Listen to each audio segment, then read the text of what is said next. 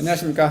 부동산 신문 읽어주는 공인중개사의 땅사고TV 임동성입니다. 그 전에도 지금 현 정부는 계속해서 이제 이렇게 이제 좌파적 성향에 있는 정부들은 대부분 빅 가버먼트, 큰 정부를 원하는 것 같고요. 이 큰 정부를 원하니까 대부분 국가 소유화 시키고 국가가 모든 걸 해결해주고 이렇게 그런 이념이 좀 강합니다. 그래서 국가가 모든 것을 해결해 주겠다. 가난한 사람도 보여주겠다. 뭐한 사람도 보여주겠다. 이렇게 하려고 하면 국가가 돈이 많아야 된다. 국가가 돈을 많으려면 어떻게 해야 된다? 재산세, 종부세 왕창 걷어들이고 건보료도 왕창 걷어들여야 된다. 근데 건보료가 뭐에 지금 기초겠죠? 그 사람의 소득에도 기초를 하고 있는데요.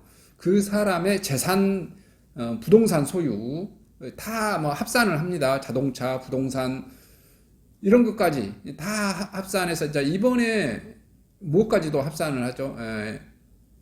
기타 소득 소액 2천만 원 이하 이것도 뭐 다 합산을 할 것 같아요. 주식 뭐 2천만 원 이하 소득 뭐 이렇게 부동산에서 소액 수입된 것, 자, 이것까지 다 합산할 것 같습니다. 자, 그래서 이제 258만 가구 건보료가 튑니다. 연 2천만 원 이하 임대 소득, 임대 수익 연 2천만 원 이하 주식 소득 이것도 뭐 다 포함될 것 같습니다. 자, 인천 계양구에 거주하는 50대 개인 사업자 A씨는 매월 건강보험료가 이달부터 약 98,000원 정도 오릅니다. 지난해 한 해 동안 매월 납부했던 보험료가 43만 6,630원인데 약 22.5% 인상돼서 앞으로 1년 동안 매월 53만 4,720원 내야 하고요.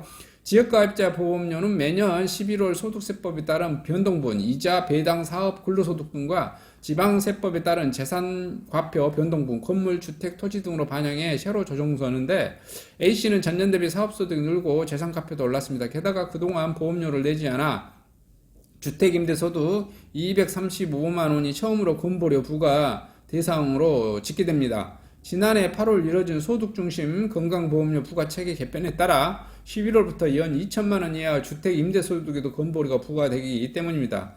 올해 아파트 부동산 가격 급등으로 재산 변동 폭이 커지고 자영업자를 비롯한 건강보험 지역가입자 가구당 월평균 보험료가 이달부터 8,245원씩 오릅니다. 11월부터 9억 이상 1주택자, 2주택자 등 지난해 벌어들인 2천만 원 이하 주택임대소득 건보료가 책정되기 때문입니다. 이에 따라 전체 지역가입자 771만 가운데 전년보다 소득재산이 증가한 258만 가구 33.5%의 보험료가 올라가게 되고요.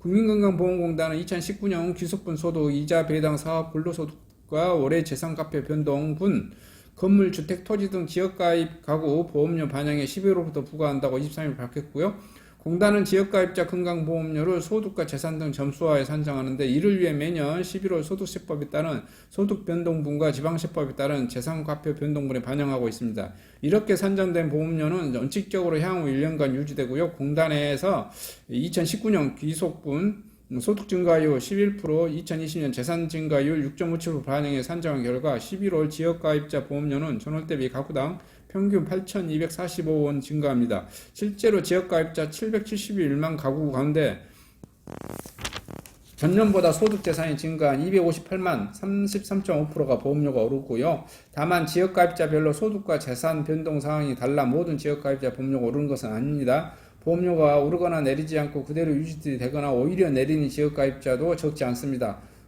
내리는 사람은 이제 소득이 많이 좀 줄었겠죠. 소득 재산과표 변동 없는 367만 가구 47.6%는 보험료도 변동이 없습니다. 소득 재산과표가 하락한 것으로 파악된 146만 가구 약 18.9%의 보험료는 줄어듭니다.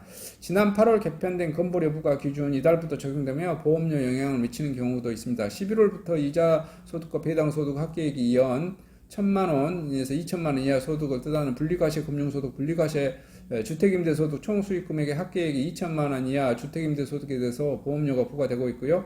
지금까지는 2천만 원을 초과하는 주택임대소득과 금융소득에는 건보료가 부과되지 않았었는데요. 내년부터 부과하겠다는 거죠. 이를테면 서울 성동구에 거주하는 80대 연금수급자 B씨는 11월부터 건보료가 3,350원, 전월 대비 1.1% 소폭 인상되고요. 내년 10월까지는 매달 보험료가 30만 5,050원으로 납부됐지만 전년 대비 재산가표가 증가했고 분류과세 주택임대소도 360만 원이 추가됐고요. 대신 B씨는 장기임대 사업자로 감면 혜택 1만 3,070원을 받을 수 있습니다. 임대 등록을 하지 않으면 임대소득으로 증가하는 건보료를 전액 내야 하지만 단기임대로 4년씩 건보료 증가분은 60%를 장기 임대 등록 80%를 경감 받을 수 있는데 이게 지금 이제 빠져나갈 수는 없어요. 지금 뭐냐면 매입 임대 사업자 안 받아주니까요. 11월분 건보료는 12월에서 10일까지 내야 합니다. 만약 휴폐업 등으로 소득이 줄거나 재산을 매각했다면 퇴직해처 증명서, 소득금액 증명서, 등기부 등본 서류를 준비해 가까운 공단지사에 조정 신청을 하면 보험료를 조정받을 수 있는데요. 지금 이제 뭐 봐보시면 가장 지금 여기서 큰 틀에서 설명해 준 게 뭐예요? 이게 지금 뭐냐면은 월급쟁이들은 아니라는 거예요. 지금 지역가입자가 건보료가 폭탄을 맞는다는 겁니다. 월급쟁이들은 그 월급쟁이로 이렇게 부동산을 소유했거나 월세를 받거나 하는 것은 똑같아요. 내가 연봉이 4천이면 4천만 원 기준으로 6천만 원 기준으로 그냥 건보를 내고 끝입니다. 근데 특히 지역가입자들이 대체적으로 자영업자죠. 자영업자들이 대체적으로 돈도 못 버는데 건보료도 왕창 두드러 맞는다. 이렇게 되는 구조입니다. 그래서 자영업자들은 본인 명의로 부동산을 소유해서는 안 됩니다. 이게 둘 다가 자영업자이신 경우는 굉장히 좀 힘든 문제가 있더라고요. 왕창 내야죠, 뭐. 근데 이제 한쪽은 자영업자고 한쪽이 월급쟁이다. 그러면 그 자기 이 부인이나 남편이 월급쟁이다 하면 그쪽 명의로 부동산을 소유해 주는 게 낫습니다. 물론 이제 재산세는 어차피 이제 동일할 거고요. 이제 그 소득, 월급 소득과 플러스 그 임대 소득 뭐 또는 주식 배당 소득이 더해져서 건보료는 그 자영업자 같은 경우 많이 늘어나는데 만약에 월급쟁이한테 이렇게 그 소유권을 넘겨버리면 그게 세금이 이제 세금은 좀 늘어날 수 있으나 건보료는 대폭 줄겠죠. 근데 건보료가 세금은 1년에 그 종합소득세라고 5월에 한 번 결산해서 내는 거고요. 건보료는 매일 뜯어가기 때문에 제가 봤을 때도 저 같은 경우도 건보료가 훨씬 세금이 많더라 이렇게 좀 느껴집니다. 뜯기는 입장에서는 뭐 건보료나 그 부담금이나 분담금이나 그죠?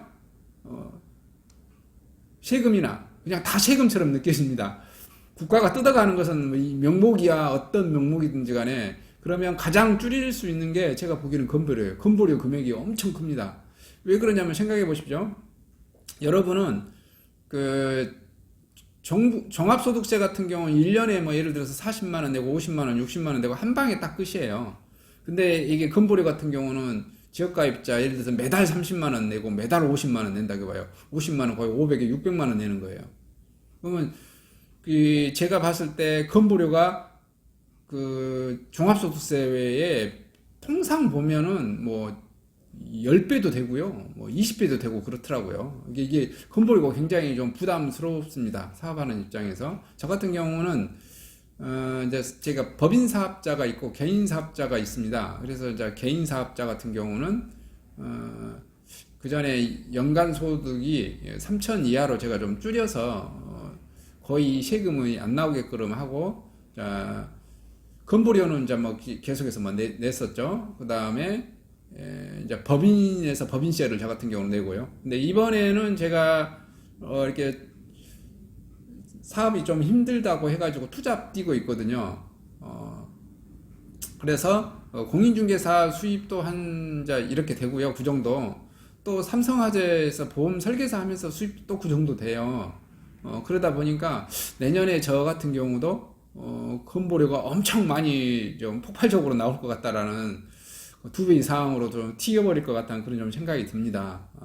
어찌됐든 이제 건보료 이렇게 축소시키는 방안 연구 많이 하시기 바랍니다. 이상 영상을 마치도록 하겠습니다. 감사합니다.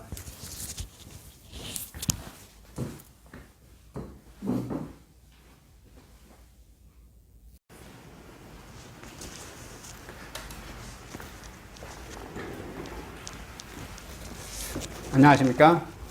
저는 네이버 카페 빛가람 혁신도시 카페를 운영하고 있는 카페직이고요. 카페 활동하고 있는 카페 부동산입니다. 나주 혁신도시에서 기반으로 하고 있습니다. 상가 토지 아파트를 전문적으로 하고 있고요.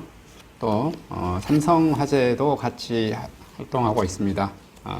상가 통해서 임대차 매매하신 다음에 화재보험 같이 가입하시면 중개수수료 절반 정도 할인해 드립니다. 그리고 삼성화재의 그 의료실비, 운전자 보험, 자동차 보험, 화재보험, 적금, 치아보험, 연금보험, 상해보험, 통합보험, 자녀보험, 간병보험, 당뇨보험 이런 것도 모두 한꺼번에 취급하고 있습니다. 보험을 또 가입하게 되시면 또 이렇게 저를 통해서 상가 이렇게 임대차 내시고 하시면 네이버 카페 빛가람 혁신도시 카페에 홍보를 해드리고요. 유튜브에도 이렇게 홍보를 해드립니다. 그리고 이벤트 행사를 해서 여러분의 매장에 손님들이 찾아갈 수 있도록 이렇게 해드리고 있습니다. 물론 이벤트 비용은 제가 부담해 드립니다. 저를 통해서 많은 사업 같이 윈윈할 수 있도록 도움을 주셨으면 감사하겠습니다.